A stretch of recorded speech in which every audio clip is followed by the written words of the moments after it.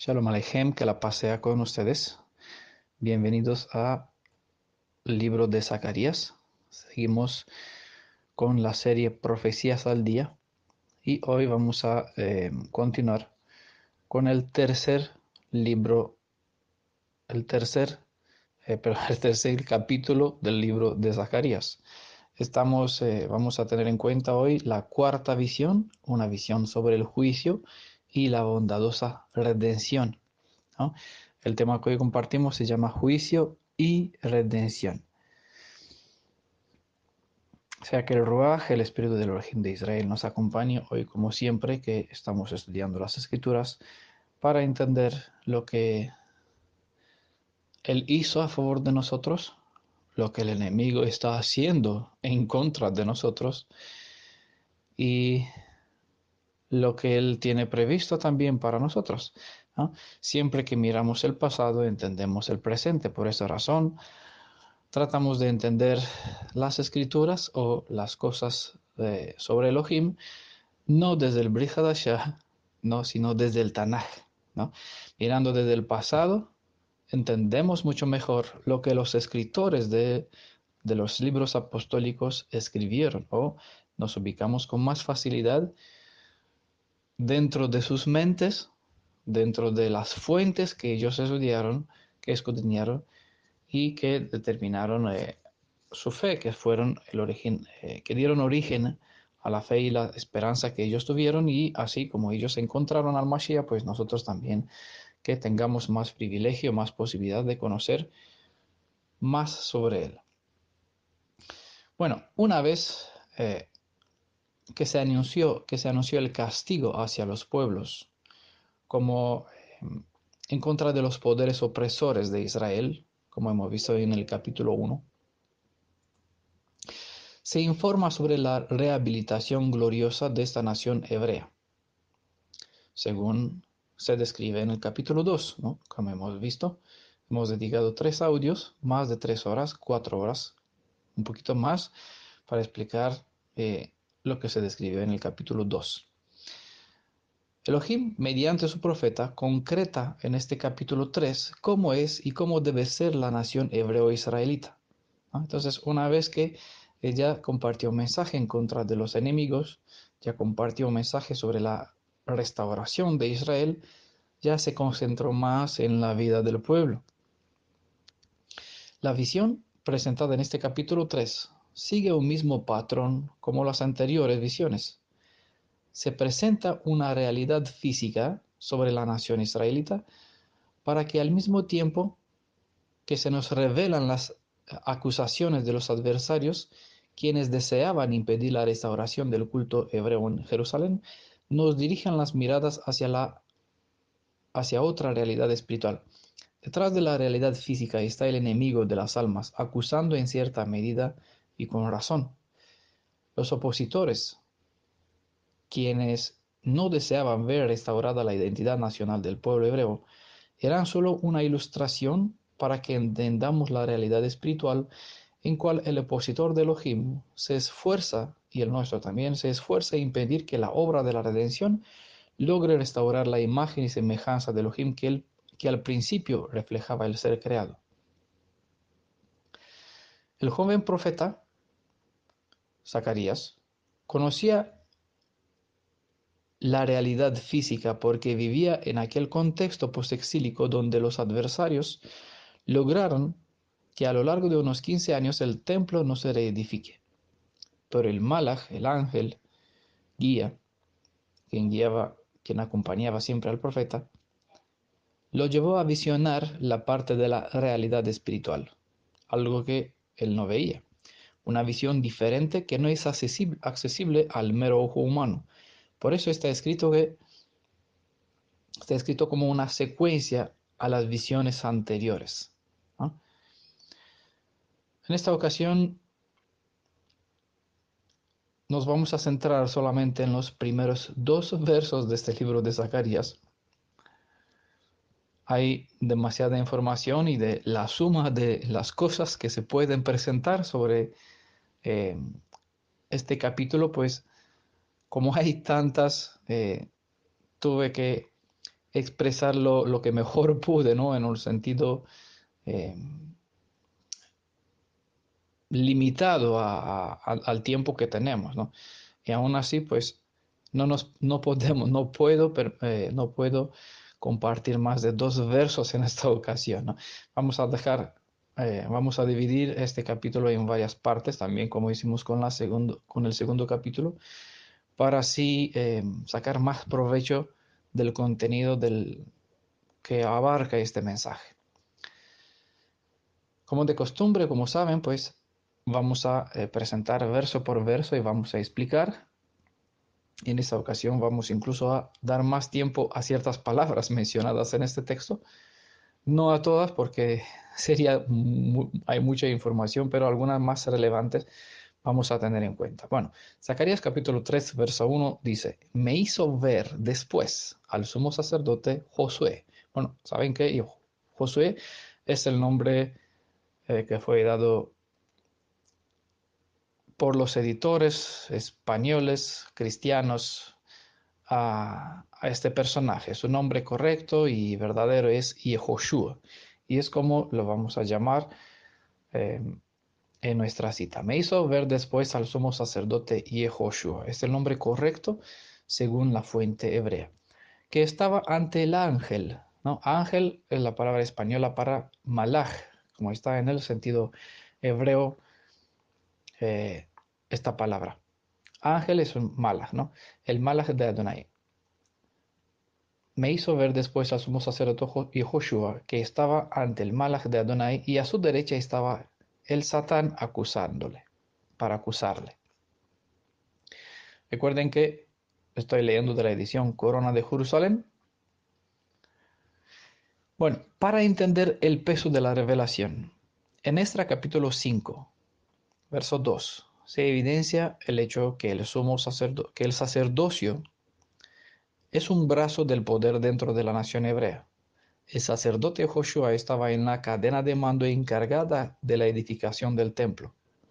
Y Josué, ¿no?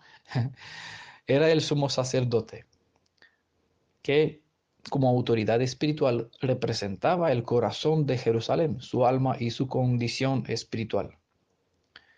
Es importante un poquito regresar al Tanaj, a las leyes de la Torah, aunque vamos a hablar quizás en otra parte de este capítulo sobre el sacerdocio y su vestimenta. Es bueno tenerse en cuenta que Elohim apartó a este personaje, a las personas que se dedicaban a ser sacerdotes, a los descendientes de la casa de Aarón, descendientes del tribu de Levi, con un propósito especial. Y Elohim encargó la Torah en mano de ellos. Cuando Moisés la escribió ante Adonai, este rollo de la Torah lo encomendó en las manos de los sacerdotes de los levitas para que lo custodien, y una copia de este libro tenía que tenerlo los reyes, ¿no? Entonces, aquí se ve a quien Elohim entregó esta autoridad, es decir, qué autoridad Elohim puso sobre estas personas que ocupaban el cargo de sacerdotes para custodiar la Torah y enseñarla también, para hacer juicio, para enseñar al pueblo a andar en los caminos de Adonai. Entonces, como bien se sabe, si la cabeza pues enseña mal o no vive conforme, el pueblo que está mirando hacia estas personas, con razón, pues también irán mal.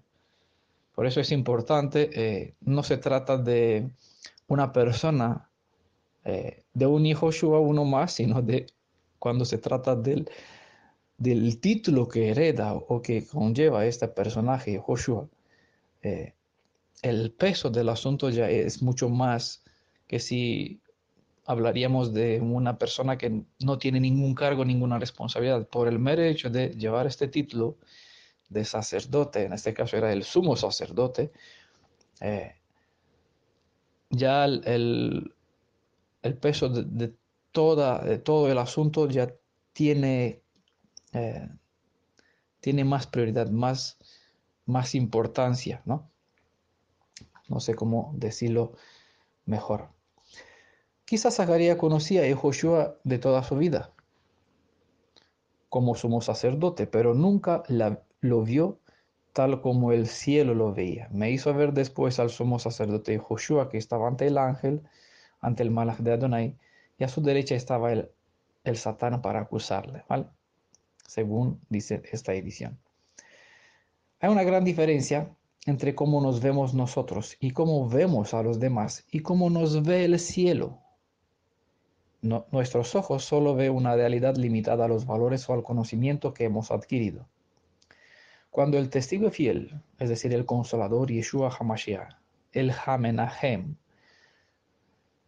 aquel cuyo nombre es Amén, nos instruye comprar de él colirio para ungir nuestros ojos, en el libro de Apocalipsis capítulo 3, es para que podamos ver lo que el pecado nos cegó, para no ver la realidad espiritual sobre cual Pablo escribía, alumbrando los ojos de vuestro entendimiento, para que sepáis cuál es la esperanza a que Él os ha llamado y cuál es la riqueza de la gloria de su herencia de los santos. Es lo que se intenta el enemigo hacer, ¿no? Y también el Redentor, por otra parte. El enemigo pues no quiere que nosotros podamos ver. Por esa razón, como vimos en la parte anterior, tenemos que levantar las miradas hacia arriba. El enemigo nos quiere hacer para mirar para abajo. Si miramos para abajo, vemos nuestra condición mala, ¿no? Desagradable. Entonces, si miramos para arriba, entramos en visión y vemos las cosas espirituales, lo que Él nos quiere revelar sobre nosotros, lo que Él nos quiere enseñar. Entonces, cuando entramos en conexión con Elohim, mirando en su santuario y acudimos a Él para que nos dé entendimiento espiritual sobre sus cosas, pues nuestras facultades mentales de entendimiento y de discernimiento se abren para que entonces cuando leemos las escrituras entendamos, no solamente para adquirir conocimiento, sino para entender lo que estamos leyendo. Dice, si esto se hace, si logramos tener visión para nuestro ojo espiritual, para nuestro entendimiento, entonces podemos saber cuál es la esperanza a cuál nos llamó. Es decir, a qué fuimos redimidos, para qué nos llamó. Podríamos seguir hablando mucho sobre este asunto, pero no nos detenemos para explicar. Esta cita es maravillosa, Efesios 1:18. Un factor determinante, un hecho que Elohim quiere que nosotros logremos tener, y porque el enemigo sabe qué bendición trae a tener entendimiento sobre las escrituras, la esperanza. La esperanza es fuerza, es poder para los valientes, ¿no? Ante todos los problemas, ante todas las adversidades, cuando uno tiene esperanza, tiene fuerza para levantarse. Entonces, cuando entiende cuál es la esperanza a cual Él nos llamó y cuál es la riqueza de la gloria, de la honra, de la misericordia, de la maravilla, de esta herencia preparada para los santos, pues no hay nada que retenga a una persona en el pecado, en las garras de la oscuridad, de la maldad, del Hasatán. Por eso Él se esfuerza a mantener nuestra mirada para abajo, para no mirar este poder.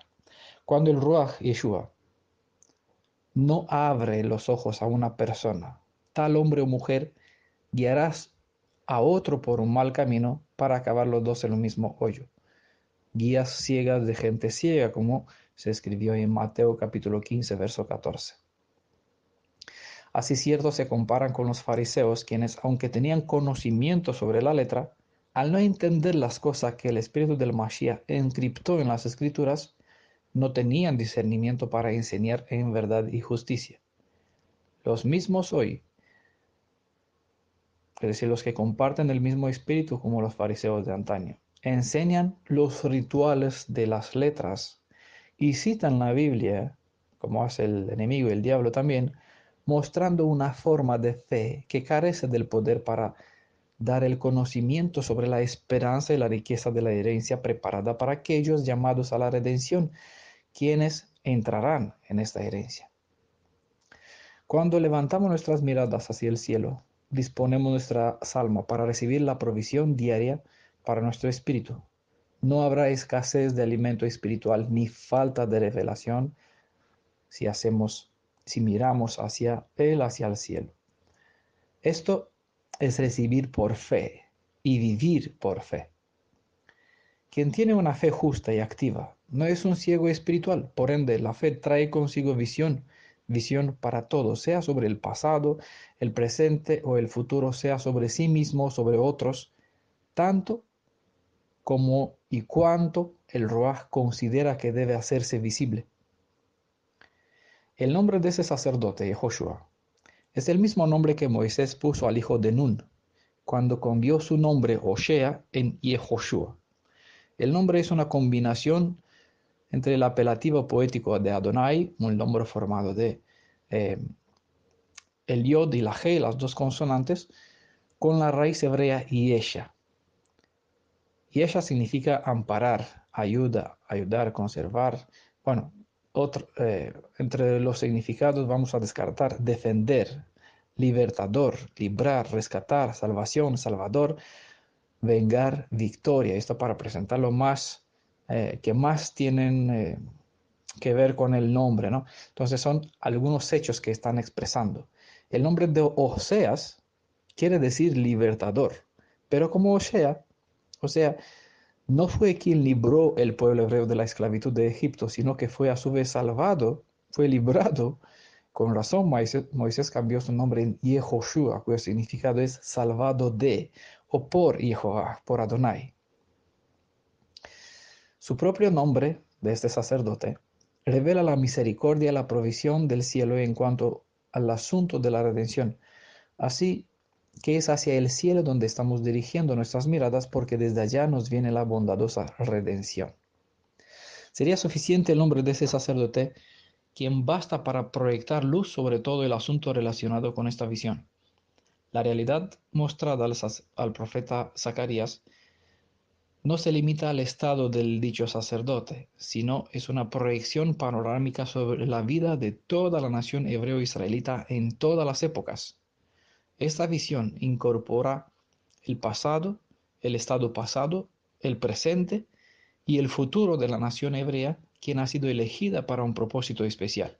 Por eso le mencioné estas citas, este capítulo se pueden conectar con multitud de verdades, con multitud de enseñanzas, pero no podemos detenernos en todas, así que solamente haré mención de algunas pistas, pero que ustedes presten oído, hagan oído inteligente, capten las ideas, la esencia de las palabras, ¿no? De las referencias, y si quieren, pues sigan estudiando y conectando las verdades entre sí. De todos modos, a lo largo de esta serie, de este libro, pues vamos a seguir edificando sobre lo que hemos estado hablando, ¿no? Sobre lo que estamos compartiendo, vamos a continuar dando más pistas en otros contextos. Espero que tengan en cuenta los detalles porque cada uno tiene su propósito. Pasamos al que estaba a la derecha del sacerdote, porque vamos a hablar en el siguiente verso y más adelante sobre quién es el ángel de Adonai, sobre este término. ¿Vale?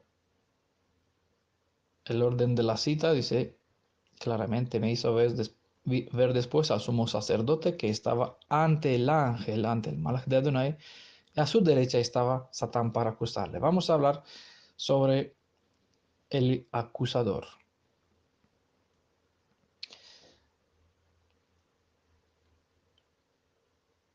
La visión presenta que a la derecha de Joshua estaba el Satán para acusarle.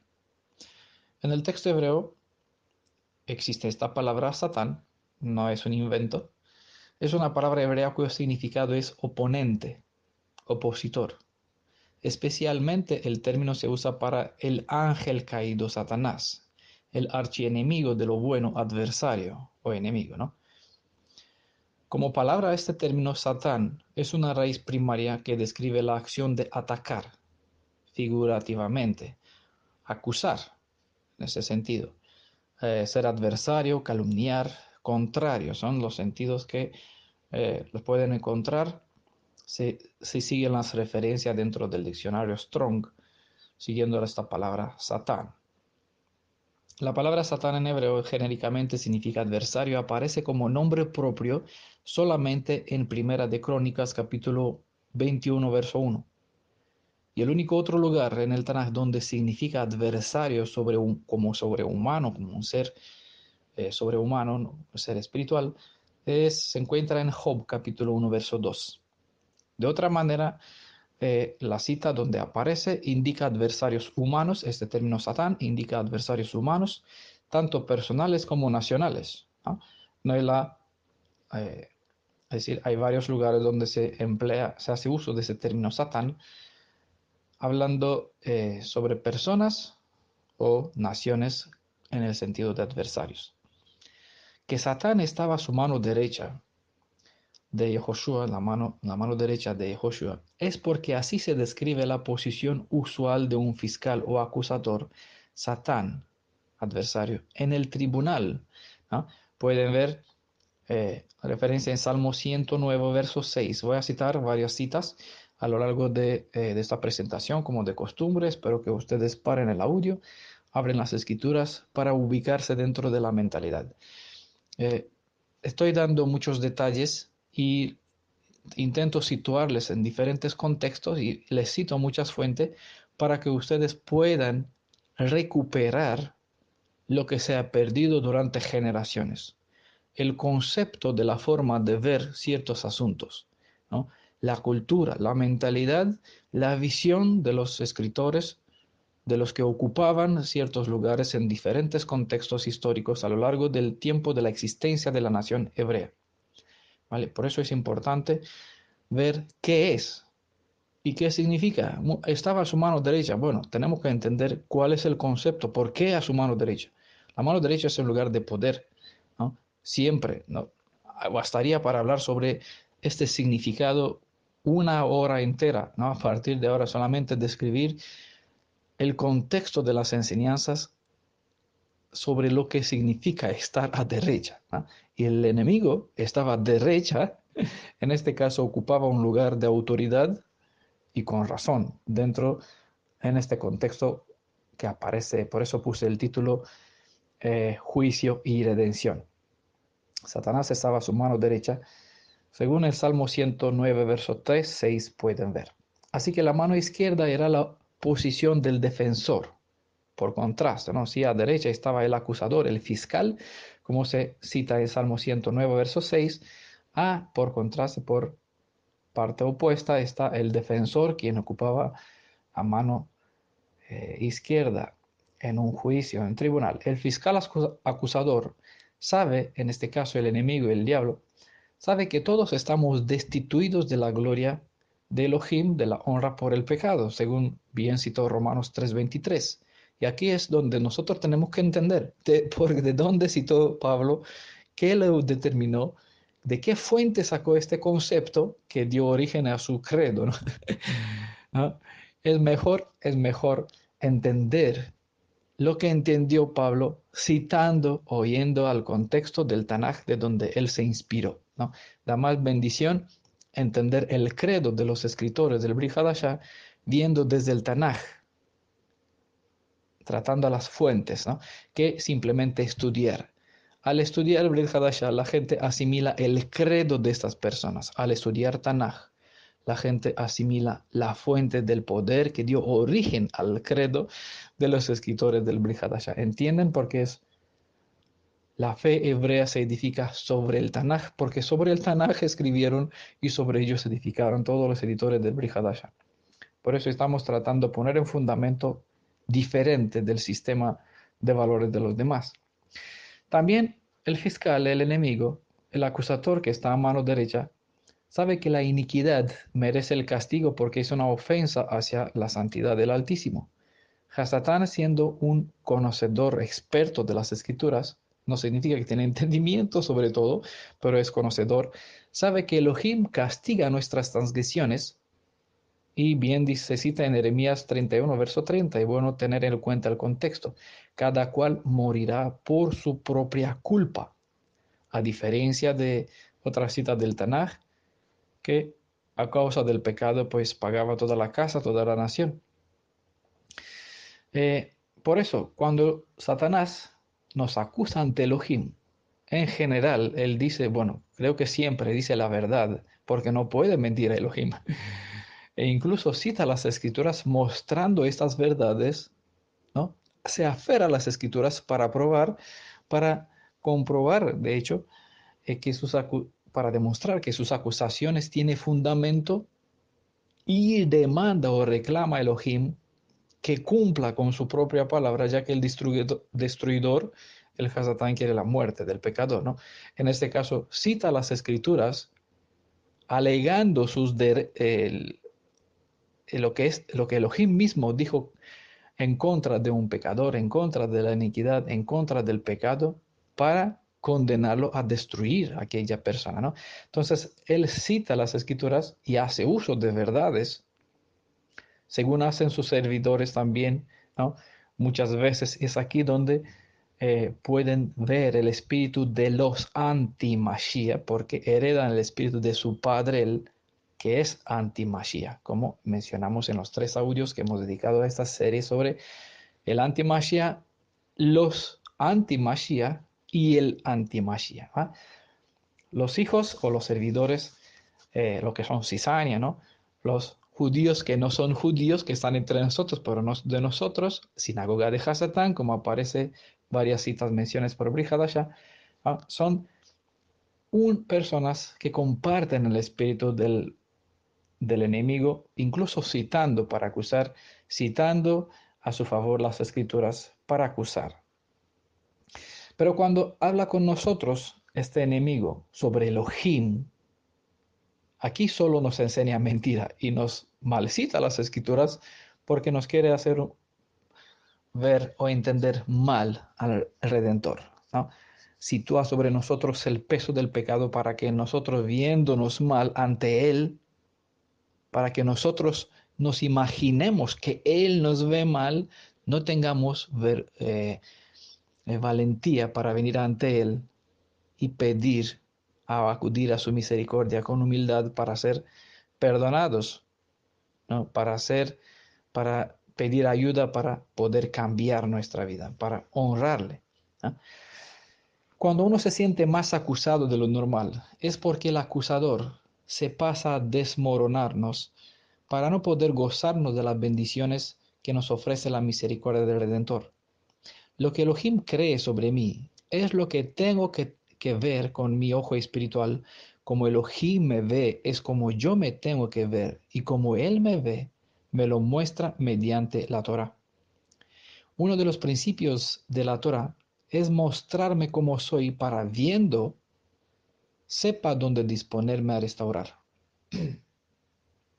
Cuando nos fijamos la mirada en la ley de la verdad, la ley de la libertad, esta nos muestra que el verdadero yo está muy lejos de lo que vemos en el espejo.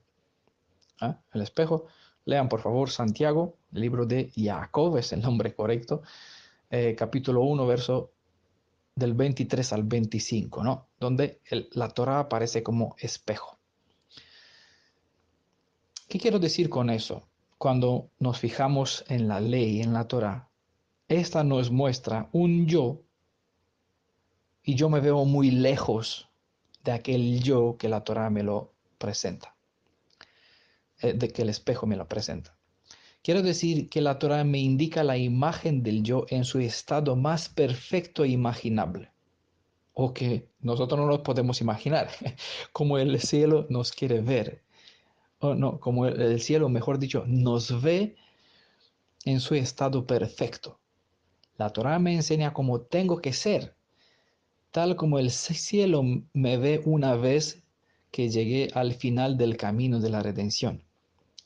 Pero al mirar este yo me veo lejos de cómo debo ser, ¿vale? Digo yo no es porque me refiero a mí, sino porque lo digo genéricamente hablando. Cada uno pues puede decir yo, hablando de sí, de él mismo, de ustedes mismos, porque la Torah te enseña a ti, ¿no? Para decir así. Pero en este caso uso mi persona, ustedes véanlo para ustedes mismos. En ese sentido, la Torah, al revelarme cómo debo ser, indirectamente me activa la conciencia. Y esta me dice que no estoy a la altura, sino muy lejos del ideal. Entonces, la Torah no precisamente me enseña qué mal estoy yo, cómo se interpreta, cómo se enseña en el mundo, sino que en realidad me enseña cómo Elohim hizo a Adán al principio. Y en Adán me proyecta como yo tengo que ser como Adán al principio, o mejor dicho, como una vez redimido al final de los 1000 años, estaré estaré en la condición de Adán antes del pecado, a fin de poder estar en la presencia de Yeshua glorificada y en la presencia de su propio Padre. Ese es el estado de perfección a cual Yeshua dijo a sus discípulos, a sus seguidores: tenéis que ser perfectos como mi Padre es perfecto. Es como la Torah nos proyecta. Entonces, cuando nosotros miramos la Torah en ese sentido para ver las perfecciones con nosotros tenemos que llegar, claramente aquí no vemos un ser pecador, sino vemos a la perfección, y al ver esa perfección nos miramos a nosotros mismos. La conciencia nos dice: aquí fallas, aquí tu mano, aquí tu pie, aquí tu mente, aquí tus riñones, aquí tus interiores, tu ser. No refleja, no estás conforme a como debe ser, no. Es la forma correcta de entender la bendición, la justicia y la misericordia, el amor y la justicia que van de mano, el carácter de Elohim que está reflejado en la Torah. Eso explicaba Pablo en Romanos capítulo 7, donde dijo: no sé si algún día vamos a seguir con esto, Gálatas y Romanos, dos capítulos fundamentales en cuanto donde se describe esa realidad espiritual, pero creo que, bueno, vamos a esperar el milenio, la entrada en el milenio, la redención, porque allá vamos a tener tiempo suficiente para tratar los detalles. Y no desde el punto de vista de Pablo, sino desde el punto de vista de la Torá, que Pablo estudió y entendió, ¿no? Es mejor entender lo que Pablo entendió, viendo lo que él estudió en su tiempo. Entonces, simplemente vamos a decir: sí, Pablo tuvo razón, eso es maravilloso, aquí estaba en la Torah. Pero para que entendamos lo que Pablo entendió cuando escribió Romanos y Galatas, no es necesario que estudiemos sus escritos. Basta estudiar el Tanaj, porque en el Tanaj, con la ayuda y con la guía del Ruach, que nos purifica, nos hace entender y ver las cosas cuando tenemos nuestros ojos ungidos con el colirio de Yeshua, ¿no? Entendemos todo lo que él entendió y es maravilloso. Es maravilloso. ¿Ah? Aquí vamos a tratar de presentar algunas cositas. Bueno, eso explicaba Pablo en Romanos capítulo 7, donde dijo que cuando vino la conciencia mediante el conocimiento de la ley, aunque Torah no significa ley, sino instrucción, pero genéricamente en la Reina Valera se traduce como ley, ¿no? Eh, entonces, cuando viene el conocimiento sobre ciertas instrucciones de la Torah, la conciencia sobre la ley trajo la muerte. ¿Es por eso que la Torah es mala?, preguntaba Shaul. No, dijo, sino que es perfecta y recta, además de buena, porque si no fuera que ella nos revele cómo debemos estar, no nos veíamos como somos. Y si no sabemos cómo somos, fallaremos, nos encontramos al final de camino que fallaremos el blanco. Ya que nada inmundo, sabemos bien claro, y el enemigo sabe eso, como vimos en otro capítulo de las profecías al día, que nada inmundo entrará en la tierra de santidad y nada inmundo caminará por el camino de la santidad, que estará en la nueva Jerusalén, no en la tierra de los redimidos. Así que la Torah es buena y perfecta con lo que me muestra, y soy yo quien refleja una imagen lejos del ideal. La Torah me enseña en lo que me enseña en lo que el cielo cree que puedo convertir, me puedo convertir, ¿vale? Me describe el ideal. Es por la conciencia que se puede decir que la Torah te revela tal como eres, pecador, con faltas. No porque ella tiene un propósito negativo, sino porque me hace ver, al indicarme cómo debo ser, cómo soy. ¿Entiende? Como no estamos acostumbrados a vernos en el estado de la perfección mostrado en la Torah, se nos ilustró el mismo ideal en Yeshua, el segundo Adán, nuestro Padre, quien nos engendró mediante su Ruaj a ser nuevas criaturas. Nuestro Padre, Yeshua, es el modelo viviente de la perfección. Por eso Yeshua es llamado Torahai, es decir, la Torah viviente, porque nos muestra mediante su vida que podemos vivir en conformidad con la Torah, es decir, perfecto según la imagen que ella proyecta, ¿no? Entonces, cuando nosotros miramos en la Torah y vemos la misma imagen reflejada, pues la Torah justifica o nos justifica como somos, en este caso santificados en el Mashiach, ¿vale? Es un tema profundo, ¿verdad? Todas las acusaciones que se producen en nuestras mentes, que no tienen el fin de dirigirnos hacia el Redentor, a fin de que, mediante la obra de su Ruaj, de su Espíritu, emprendamos el camino para restaurar dicha falta, tienen el fin de quitarnos el gozo y la adoración.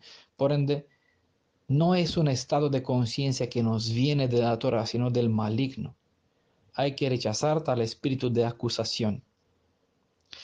Lo que el diablo alega cuando levanta acusaciones en nuestras mentes es que un redimido no está en condición de servir al Hakadosh, al Santo, ¿no?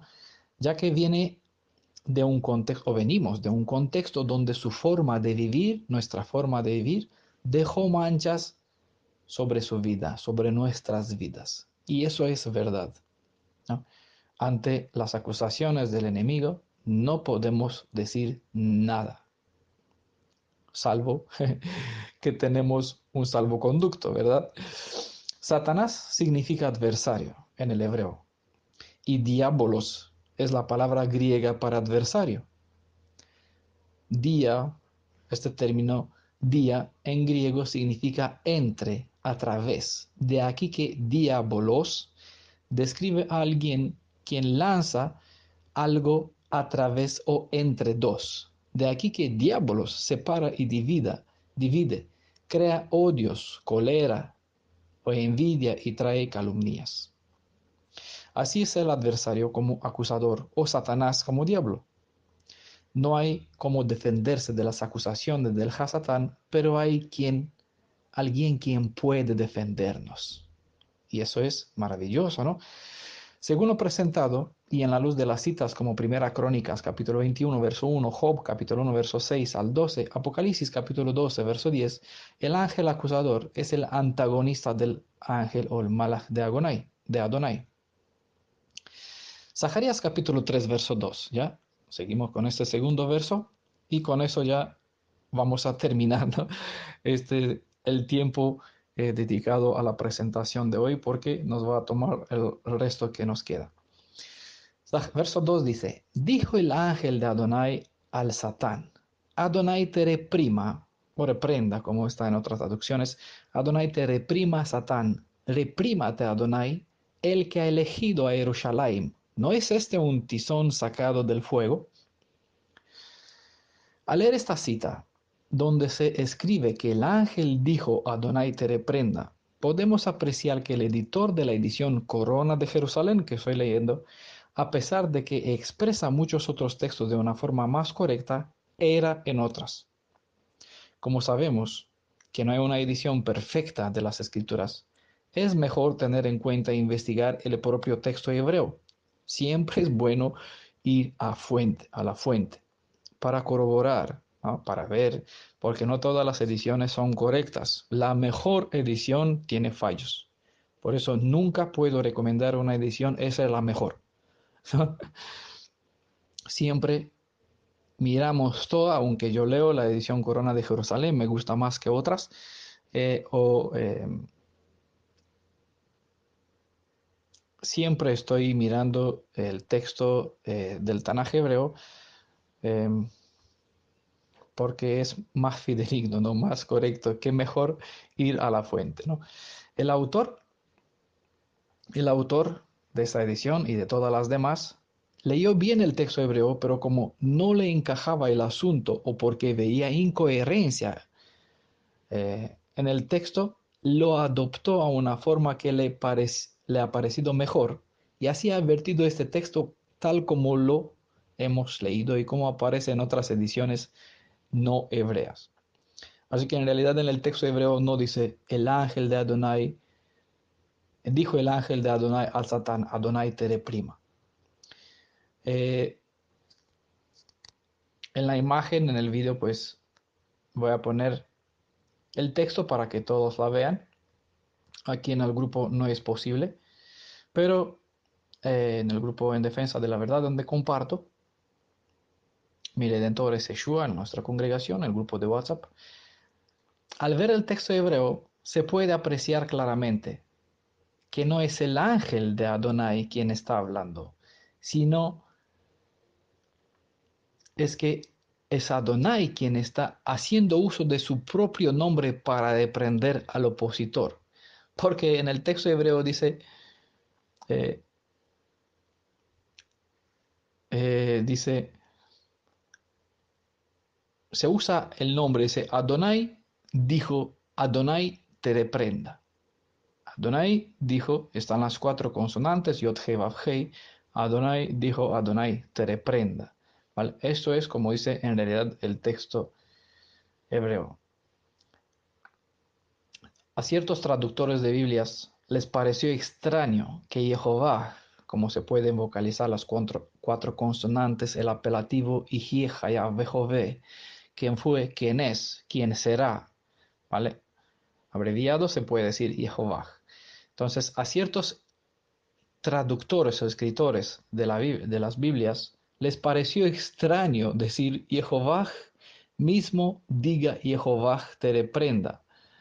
Pero el texto expresa lo que quiere decir y significa yo que soy Jehová te reprendo. Es el sentido correcto que expresa esta cita según el texto hebreo, según se menciona dos veces el propio nombre, propio apelativo. El que es hizo uso de su propio nombre porque en el mismo apelativo está resumida toda la esencia de la redención, una descripción perfecta y suficiente sobre todo lo que es su misma identidad. El nombre de una persona conlleva toda la autoridad de dicha persona, de la dicha persona. Él habló sobre sí mismo en multitud de ocasiones como si hablara sobre otro ser. Vean, por ejemplo, Isaías 46, verso 13, o en Joel capítulo 2, verso 3, él mismo indicó al pueblo de Israel mediante su profeta que aquel quien invocará su nombre llevará salvación. Por eso, solo hay un nombre dado a los hombres para que encuentren salvación mediante la persona que conlleva tal nombre maravilloso. En este nombre los discípulos sanaron, sacaron demonios y predicaron. Hay poder en el nombre del Elohim de Israel siempre que se une el nombre con la persona que lo lleva. Les recomiendo, hay un estudio muy bueno sobre el significado de las cuatro letras del nombre del Redentor de Israel, Yod, Shin, Vav, Ain, Yeshua, y también las cuatro letras que aparecen en Tanaj, Yod, Hei, Vav, Hei. Término que lo usamos o apelativo que lo presentamos como Adonai, bajo esta palabra Adonai. Es bueno ver a la identidad de la persona que se revela a través de estas cuatro letras, tanto en el Tanaj, en el Brit Hadashah, las mismas letras, el significado que transmite, las enseñanzas que transmite las propias letras, revela la identidad del portador de estos apelativos, de estas cuatro letras en el Tanaj y el Brit Hadashah. Quien desea, pues pueden pedir simplemente, estará a su disposición en el grupo en defensa de la verdad, entre los archivos, en el grupo de Facebook pueden descargarlo libremente.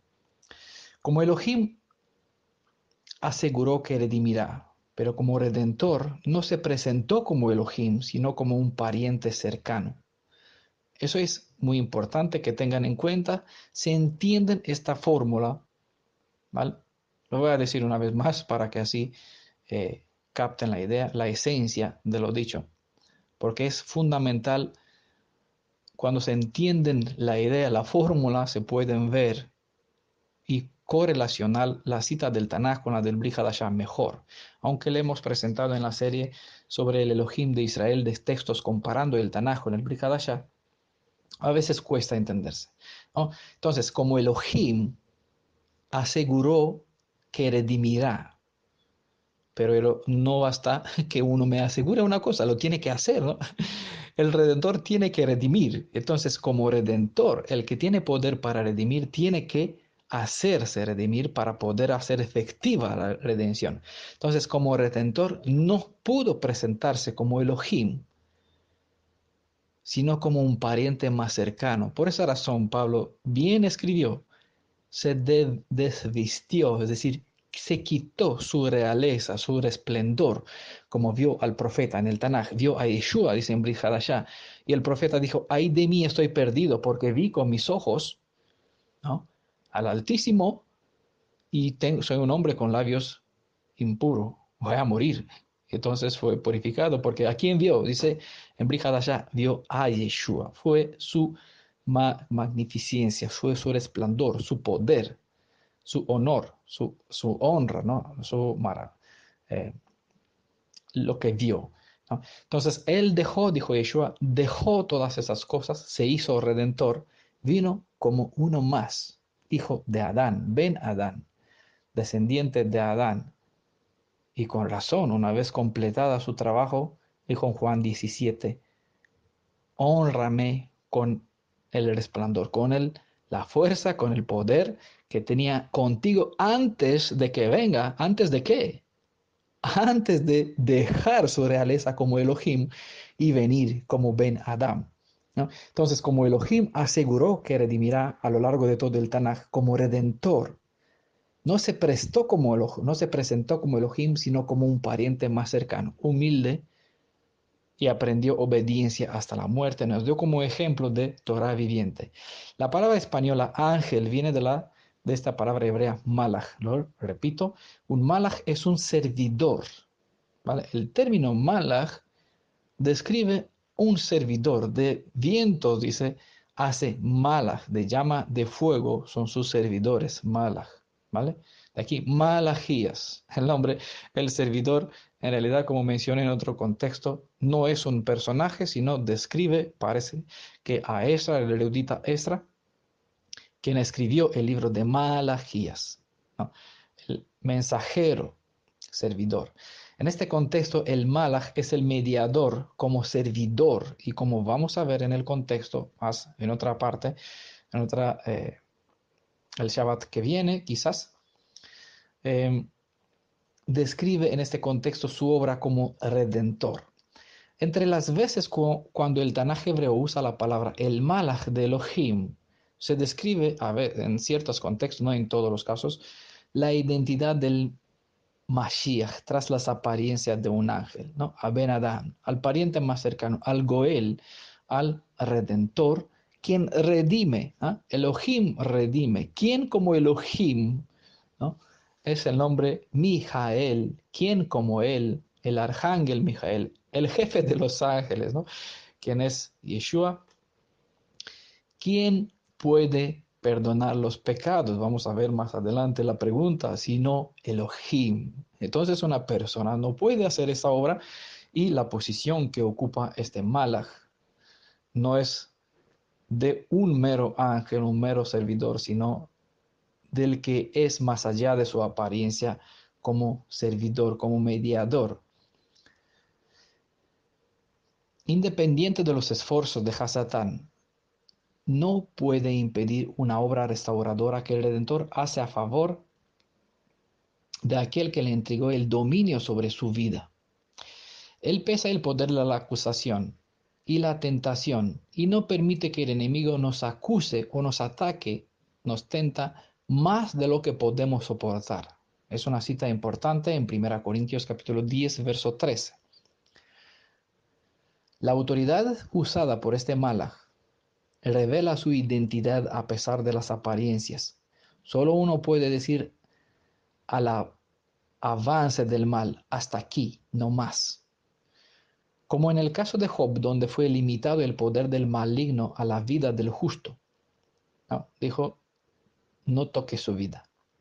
La misma autoridad la reveló bajo su apariencia, como hombre, probando que a su palabra la muerte no puede retener. Es decir, estamos hablando de la autoridad del malach, ante cual estaba Yehoshua, ¿Y ante cuál estaba Satanás? Satanás a la derecha de Joshua, porque estaba ante el Malach, presentándose todo este juicio, y es el Malach quien dijo, ya está, hasta aquí. ¿No? Estamos viendo de la apariencia, de la identidad del personaje que se aparenta como Malach. Entonces lo vemos también, no solamente en el caso de Job, sino también en Brit Hadashah, bajo una apariencia como hombre, probando que a su palabra la muerte no puede retener a sus presos. Los demonios no pueden seguir poseer a sus presas. Las enfermedades no pueden seguir apoderándose de los cuerpos de las tempestades de la naturaleza. No pueden hacer sus estragos sobre la tierra o sobre el mar.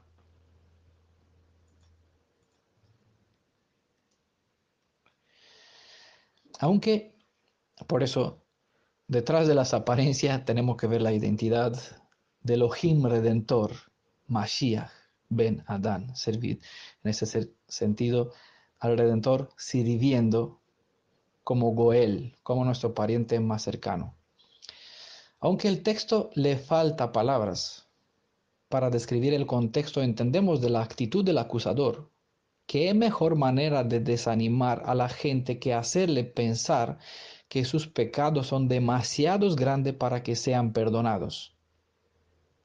¿Qué mejor manera para desanimar a la gente? ¿Cuántos han caído presas de este malvado espíritu acusador de Satanás?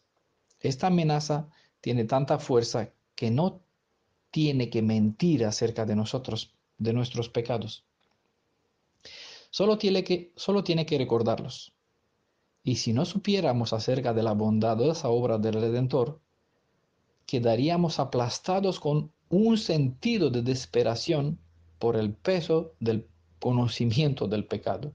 Aun sin un acusador, nuestros pecados son más que suficientes para condenarnos, pero por encima, para desmoronarnos y para hacernos no levantar nuestra cabeza, el Satanás, el adversario, sigue a nuestra derecha acusándonos para quitarnos la valentía de mirar hacia el Redentor y acudir a Él. Necesitamos ayuda para que nos salves. Oceano, Oceana, sálvanos. Vimos en otra presentación sobre el derramamiento del agua y de la sangre en el 8º día del día de la fiesta de Sukkot. ¿Ah? Vimos esta presentación maravillosa. Ellos gritaban, sálvanos ahora. Y Yeshua se levantó, se puso de pie. Quien quiere beber el agua viva, que venga a mí. Yo soy la salvación. De aquí su nombre, Él salva. El nombre de Yeshua no significa la salvación de, como es Yehoshua, ¿no? O Yeshayahu, el Adonai salva, sino el nombre de Yeshua significa Él salva, porque en Él se fijan nuestras miradas. Levantamos la mirada hacia Él, ahí nuestros ojos los levantamos hacia Él que fue clavado, el que extendió su mano a causa de la justicia y se dejó clavado, ¿no? Eso representa el significado de las 4 consonantes Yod, Shin, Vav, Ain. En un juicio, si hay un acusador, también hay un defensor. Y como el fiscal está a la derecha para acusar, el abogado defensor está delante como juez, en este caso. El malaj está delante como juez. Y por contraste con la posición del fiscal, a la izquierda está el defensor. En este caso no aparece. En este caso el mismo juez es el malaj quien está defendiendo y actúa como juez y como defensor al mismo tiempo. El texto no indica que Joshua estaba ante el papá de Yeshua, sino ante el Malach. Ojo, presten atención a los detalles porque es maravilloso. Por eso les hago mención para que se ubique dentro del cuadro y razonen sobre las verdades que se comparten más allá de las palabras. En el texto de esta profecía, de esa visión, de la 4ª visión, no se indica que Joshua, el sumo sacerdote, estaba en un juicio donde ante el sacerdote y Satanás está a derecha del sacerdote y este está en la presencia del Padre del Mashiach, sino delante del Malach actúa como juez, porque el juez o el Malach o el Ben Adán que recibió toda la autoridad para juzgar a los ángeles caídos, es decir, las potestades del cielo y en la tierra, es Yeshua, el Ben Adán, no el papá de Yeshua. Por eso aparece este Malach de Adonai. En este caso es la forma como se presenta a sí mismo ante nosotros, en el sentido de autoridad superior. Ante un Malach actúa. Satanás es un ángel y ante un ángel, un igual en poder o superior en poder actúa como defensor y como juez en nuestro caso. Ante el Yehoshua no estaba el papá de Yeshua, sino el Malach, es decir, Yeshua. Y que Satanás estaba delante de él desde el Malach. Se presentaba ante Yeshua, quien es el juez supremo en este contexto. No sé si puedan apreciar que en esto que el Malach es mismo Adonai en su posición como juez y a su vez como Mashiach, mediador frente a la acusación, justificando ante el juicio a los quienes defienden. ¿Ah? En este cuadro no aparece en ningún lado el papá de Yeshua, sino mismo Yeshua como Adonai, el Elohim de Israel, el defensor del pueblo de Israel, el que redime y el que se hizo redentor de Israel. ¿Vale? Entiendan bien el asunto, por favor, ubíquese dentro de la suma de las enseñanzas. En el libro del profeta Daniel, Yeshua es descrito como el defensor del pueblo de Israel, quien estaba en guerra afrontando a otro Malach, ángel, adversarios, quien gobernara sobre los medos y los persas. ¿Vale? Como abogado, este Malach redentor Yeshua es el consolador, el intercesor entre el cielo y la tierra, el paracleto según el término griego o menahem según el término hebreo. Ya hemos enseñado sobre este aspecto y estas palabras. Están disponibles 2 audios en nuestro canal de YouTube. Les recomiendo estudiarlo. También creo que está en un PDF. El consolador prometido, el Hamenahem, el según los términos hebreos y griegos. Escribió Yohanan, Juan, como lo conocen, las Reina Valera, escribió Yohanan que si pecamos, sin querer obviamente, abogado tenemos para con el Padre, es decir, con el papá de Yeshua en este caso, ¿no? A Yeshua, el justo, quien en primera, les recomiendo que vean el primer libro de Juan, capítulo 2, verso 1, ¿no? Claramente que solo aquellos que firmaron el contrato de la alianza con Yeshua serán defendidos por el defensor. Aquella persona que tiene un contrato firmado con el precio de la sangre del Redentor puede defenderse ante las acusaciones de Hasatán, invocando el sacrificio expiatorio del Cordero Redentor, quien pagó el precio requerido por el pecado por sus faltas. Y ante la Corte de Justicia Celeste, el mismo juez defensor es quien defiende a su servidor. En la tierra, el hecho de estar dentro de la alianza es nuestro salvoconducto ante las acusaciones de los servidores de la maldad, como ante el ejército de los malos espíritus y ante el cielo, la misma sirve como justificante de libre acceso en la tierra de los redimidos. Sé que yo les comprimo informaciones en pocas palabras. Espero que ustedes, que el Ruaj les abra la mente, sus mentes, para que puedan entender y que puedan armar la suma de lo que estamos compartiendo hasta crecer, hasta ser maduros en fe.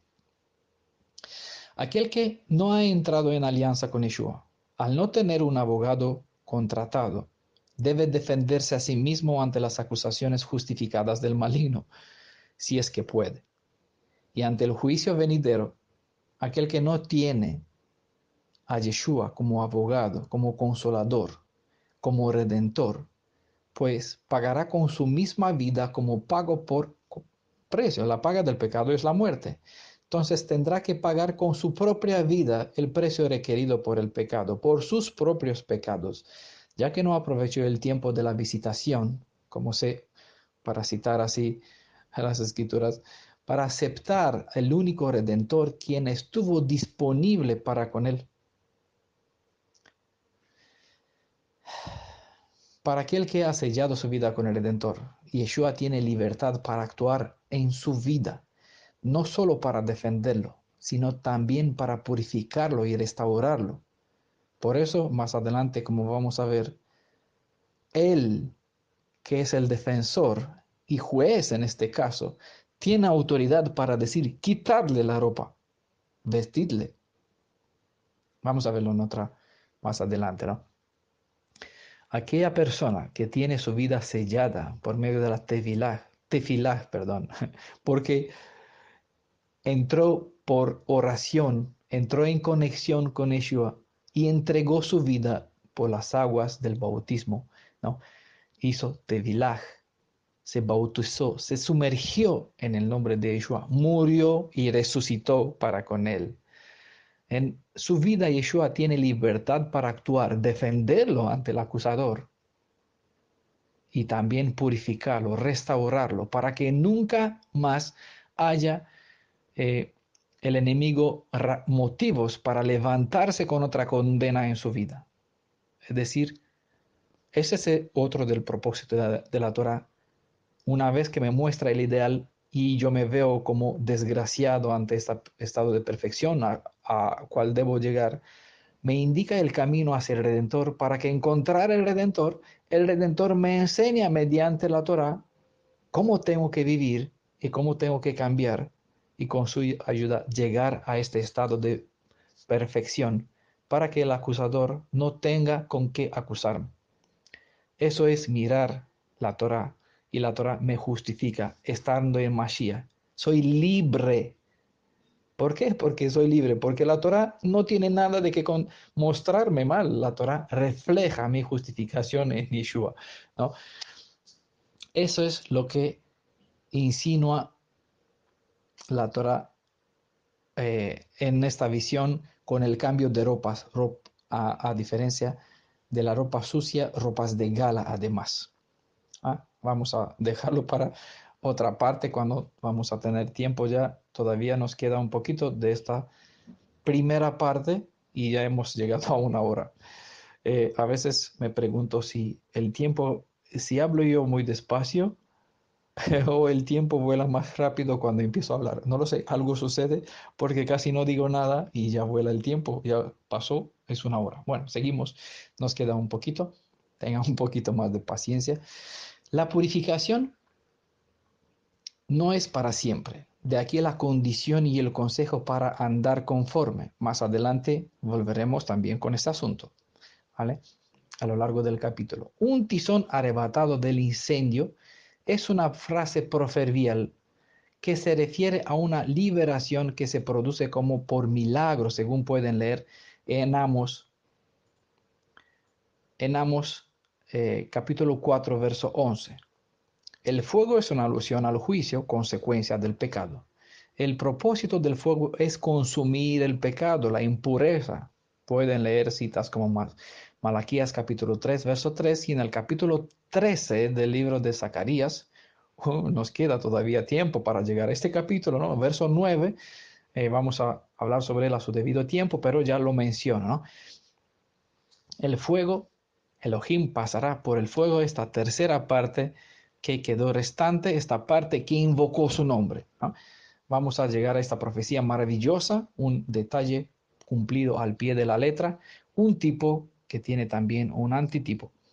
Elohim es un fuego purificador para el pecado. Se dice en Deuteronomios capítulo 4, verso 24, y de aquí se cita también por Brit Hadashah, por ejemplo en Hebreos capítulo 12, verso 29. Y el diablo sabe que nada inmundo puede prevalecer ante su justicia y por eso reclama que seamos destruidos, consumidos por el fuego de la santidad de Elohim. Lo mismo que el maligno pide sobre Joshua, pidió sobre los discípulos de Yeshua. Bueno, vean ustedes, por favor, Lucas capítulo 22, verso 31-32, donde Yeshua menciona que el maligno pidió zarandearlos. ¿No? En la Torah está revelada esta verdad en varias de sus leyes. La misericordia hizo que el vaso de oro, que fue manchado por cierta inmundicia, pase por fuego a fin de ser purificado, ¿no? Las prendas se quemaban, se destruían los vasos de ludo, pues eran destruidos, pero los objetos de oro y plata se purificaban mediante el fuego. La misericordia hizo que el vaso de oro, que fue manchado por cierta inmundicia, pase por fuego antes de que éste recupere o recobre su servicio sagrado. La misma escritura nos enseña que ciertas palabras son usadas como metáforas. Así el oro y la plata son símbolos para describir ciertas almas, ¿vale? Entonces, entendamos que la Torá, cuando habla de la purificación de las prendas, algunas se queman, otras se destruyen. El oro y la plata se pasa por fuego, se queman para que se quiten la escoria. No está hablando de lo que meras redes rituales, sino sobre el parte de la plan de redención que nosotros tenemos que entender, ¿no? En la eternidad, porque no nos da tiempo en esta vida, vamos a hablar Torah al día. Vamos a ver todas las instrucciones de la Torah viendo más allá de la letra, en el espíritu de las enseñanzas, qué es lo que transmitieron ellos, lo que nos transmite desde Moisés hasta la fecha. Bueno, voy a citar una cita, Proverbios 17, verso 3, dice, el oro y la plata se purifican con fuego, pero Adonai purifica el corazón de los seres humanos, ¿no? Es lo que nos enseña por contraste, es una alegoría, un término comparativo. Ya en Brit Hadashah también se retoma estas enseñanzas de la Torá y se revela el propósito de dichas leyes, por ejemplo en 2 Timoteo capítulo 2, verso 21, y también en 1 Pedro 1, verso 7, donde la fe de quién, de las personas, nosotros somos el oro y la plata, ¿no? Y el Redentor, como aparece en libro de Malaquías capítulo 3, se sienta Yeshua como fundidor de oro y plata para purificar la escoria sobre estos metales preciosos a fin de que ellos puedan resplandecer, reflejar la imagen y semejanza del Hacedor, como Él los hizo al principio, ¿no? Que brillen, ¿no? La fe es probada por fuego, dice en 1 Pedro capítulo 1, verso 7, es lo que Elohim tiene como propósito de purificar los corazones, ¿vale? Entonces, el método esto de purificar el oro y plata solo es, el fundidor solo es una alegoría, una enseñanza para que nosotros entendamos un tema más profundo y espiritual. El tizón es un palo humeante, aparece también en Isaías capítulo 7, verso 4. El diccionario de la lengua española, de la Real Academia Española, describe que el tizón es un palo a medio quemar que arde produciendo humo, mucho humo. Ahora, en el hebreo está la palabra, dice las escrituras, que este tizón fue arrebatado del fuego. Entonces, en el hebreo está la palabra natsal para arrebatado. Y esta palabra, este término natsal es una raíz primaria, arrebatar en un sentido bueno o malo. Como sentidos arrebatar, defender, despojar, entregar. Bueno, voy a rescatar lo más importantes. Escapar, ¿no? Este término nazal, arrebatado, en nuestro contexto se pueden traducir como escapar, libertar, librar, redimir, sacar, salvar, separar, ¿vale? Entendiendo, viendo el sentido, opresor también. ¿Por qué? Porque uno tiene que ser salvado, liberado, escapar. Porque un opresor lo apresa. En este caso, tenemos que ver más allá de la ilustración lo que se quiere transmitir mediante esos términos tizón, nazal, es decir, arrebatado del fuego. ¿No es ese un tizón sacado del fuego? Es una pregunta que hace el Redentor, una pregunta retórica. Adonai no está esperando escuchar una respuesta, sino que estaba afirmando algo y la manera en cómo formula la pregunta nos deja ver o entrever que él quiere dejar dicho algo como, ¿no te has dado cuenta lo que soy capaz de hacer en él? La pregunta es parecida a la del libro de Job, donde se le dijo al mismo ser, adversario, ¿no has considerado a mi siervo Job? ¿No te das cuenta que él es justo? ¿No te das cuenta el propósito que tengo que hacer con ese sacerdote cuando yo lo saqué del fuego? aunque merece estar allá a quemarse, a destruirse, por misericordia, porque mi nombre, como es en Levítico 26, Israel fue esparcido entre las naciones, no porque merecemos, sino por su nombre que él puso sobre el nombre Israel, ¿no? Y sobre nosotros por su nombre, por su apelativo, por su compromiso con Abraham, Isaac, Jacob y David también. Dice, nos sacará de entre las naciones. ¿Para qué? Para purificarnos, para juzgarnos con nosotros. ¿Ah? Aquí entendemos muchas más conexiones. En el desierto de las naciones nos sacó, nos trajo allá para juzgarnos con nosotros cara a cara, a fin de purificarnos, quitar los nombres de los Baales, de los falsos deidades de nuestros labios, para que los que llevan los vasos sagrados de Adonai, ¿no?, puedan estar a la altura del trabajo para quien fueron llamados a ser.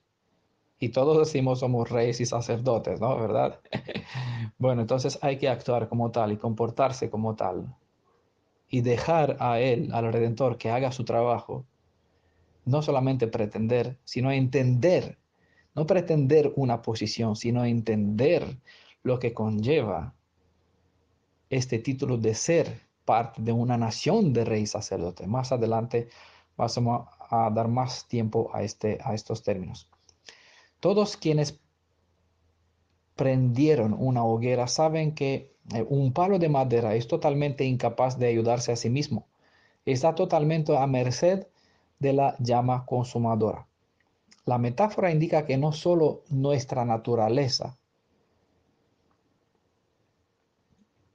eh, es presentada así, como un vapor de agua, según el Salmo 39, verso 5. En esta metáfora también de de un tizón que está en el fuego, se describe lo que somos nosotros como un soplo. También en Salmo 144, verso 4, nos se presenta lo que es nuestro ser. Nada, ¿no? Un vapor de agua en Salmo 39, verso 5 dice, ¿no? Un soplo en Salmo 144, verso 4. O como un hilo de hierba se compara en Salmo 90, verso 5 y el 6 y en otras partes también. Sino, en este contexto, con este dicho, un tizón sacado del fuego, también se presenta nuestra incapacidad de autosalvarnos. Es lo que somos. Cuando habla del palo, está hablando de nosotros. Nosotros siempre leemos sobre otros. Ah, lo que habla sobre el sumo sacerdote. No, es entienda o entendemos, me incluyo también, está hablando de nosotros. Nosotros somos un palo, nada, ¿no?, que estamos destinados a destrucción. Vimos en la presentación que está en YouTube disponible, destinados a destrucción. ¿Ah? Y tenemos la posibilidad de cambiar el rumbo de nuestro destino, salvo y cuando tenemos un goel, un sacerdote, acudimos o nuestra vida tiene el salvoconducto sellado con la vida del Cordero de Yeshua. Si un palo de madera no es sacado del fuego, entonces entienda, estamos hablando de nosotros, ¿no?, de nuestra vida, pero yo sigo el patrón de las alegorías. Espero que ustedes, cuando leen si el palo de madera, digan o piensen, si mi vida no está sacada de la destinación a la destrucción, ¿no? Si un palo de madera, aprendan a ver la forma real que está hablando sobre ustedes, sobre nosotros, ¿no?, mediante estas palabras, esas alegorías. Si un palo de madera no es sacado del fuego, está a la total voluntad del fuego para consumirlo hasta convertirlo en ceniza, porque somos lo que somos. Es el destino que el pecado selló en nuestra vida a partir de Adán, destituidos de la gracia, destinados a destrucción. Si una fuerza superior al madero, como al fuego, interviene y saca el palo humeante, haciendo que este tizón sea librado del poder de la llama, eso se llama misericordia. Hay dos modos de redimir, salvar, librar un alma a un tizón del fuego: quitándolo de allí o apagando el fuego. ¿cierto?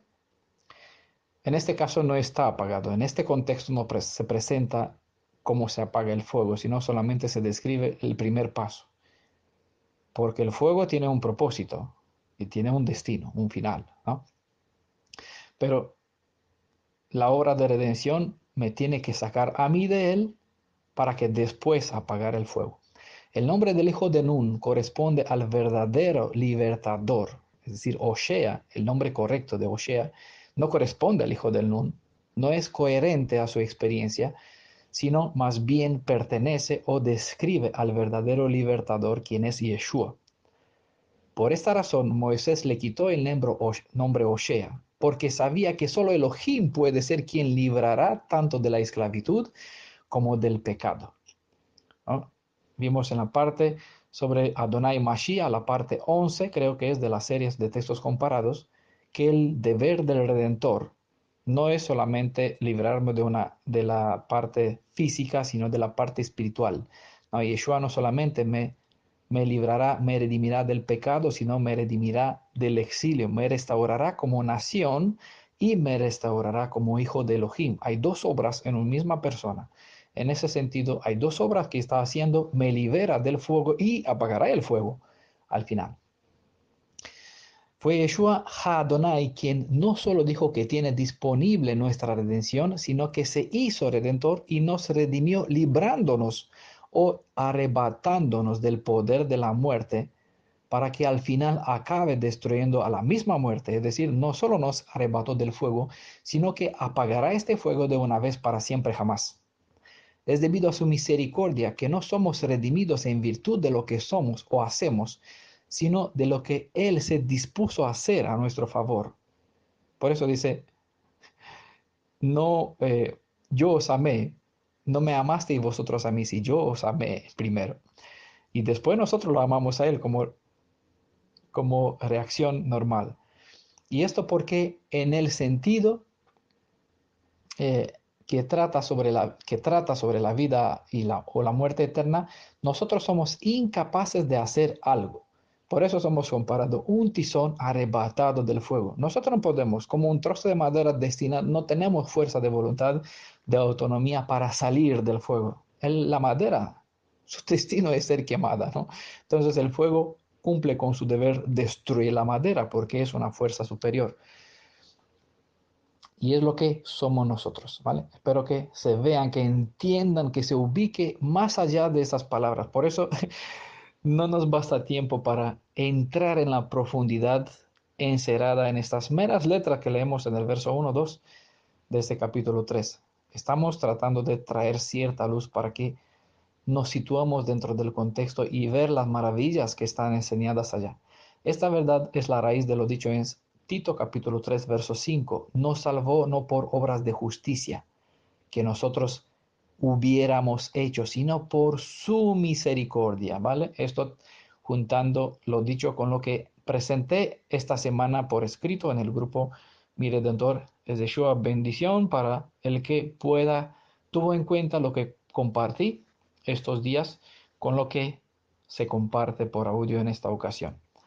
Algo arrebatado, pues denota una acción repentina. Tiene el mismo enfoque como la muerte o el nacimiento, que por igual son metáforas para describir el instante de una experiencia, ¿vale? El que muere, pues no muere, muere. Bueno, muere, muere, ¿no? El alma de uno deja de respirar, ya ha muerto, ¿no? Uno no se nace en 5 días, en 5 meses, en 10 años. En un instante nace, ¿no? Es una experiencia. eh, por eso este momento, eh, en un momento, está en la muerte y al siguiente salvo. Eso es el milagro del poder redentor. Y por eso se compara el bautismo, la tefilá, con muerte y resurrección con Mashiach. Es una experiencia. Yeshua salva repentinamente, tal como dijo a Saqueo, hoy ha venido la salvación a esta casa. Entró la redención. Hasta ahora pues no había. Ahora ya está, ya tienen la redención. Hoy si escuchan mi voz, ¿ah? No te endurezcas la cerviz, cuello duro, ¿no?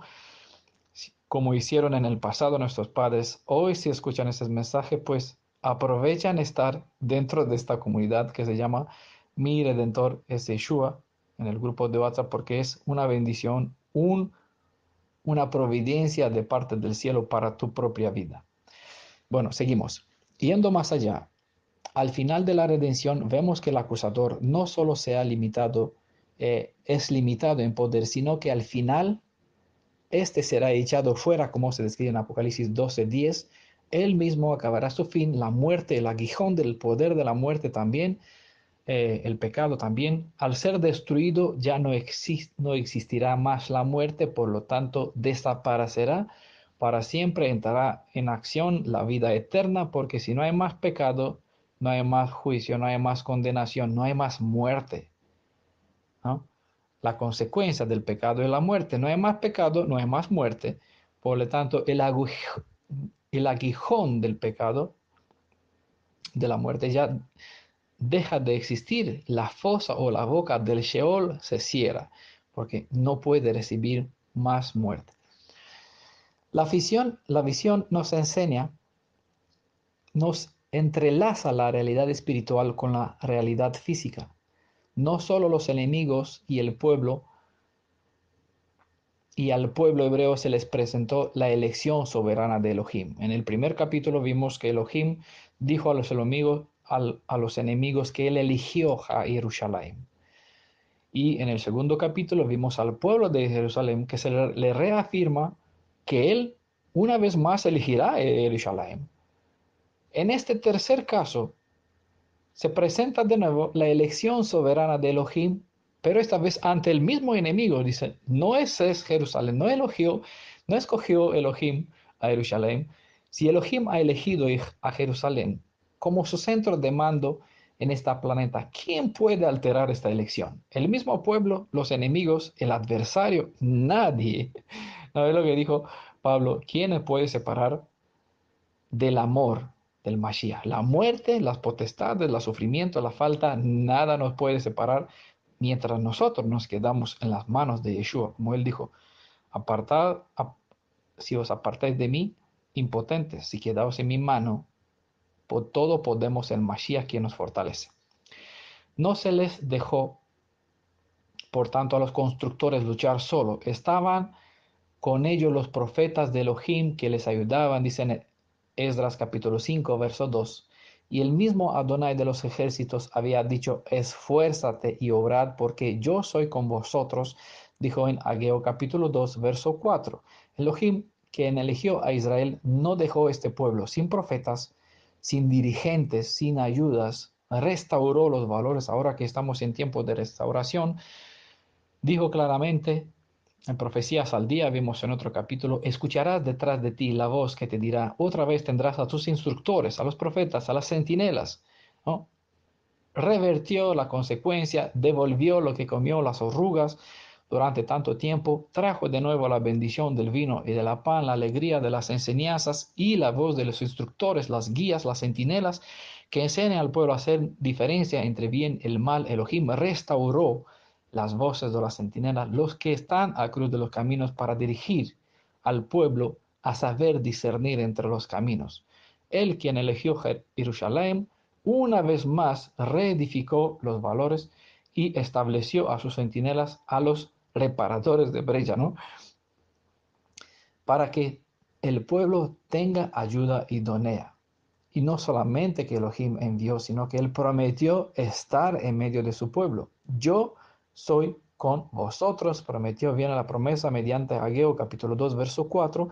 Y en Mateo, antes de irse, Yeshua dijo al final del capítulo, no solamente nos encomendó a ser discípulos, dando la tevilá en su nombre, sino también él mismo prometió, yo estaré. No dijo que enviará solamente a servidores, a sus servidores, sino que él mismo estará guiándonos mediante su Ruach, el Ruach HaKadosh, el Espíritu Santo, el Espíritu que nos santifica, el Espíritu de la santidad, quien nos guiará en toda verdad. ¿No? Él mismo prometió estar al mando. En el Tanaj, en la profecía, vimos que Él está en la retaguardia y Él está delante, el que abre la brecha, ¿no? Se menciona el león, la tribu de Judá iba delante, y en la retaguardia el cachorro, ¿no?, del león era el tribu de Dan, el juez. Así vemos el amor y la justicia que van de mano, una, el amor delante, en la retaguardia, la justicia, si quieren verlo de esta forma, Dan juez, ¿no?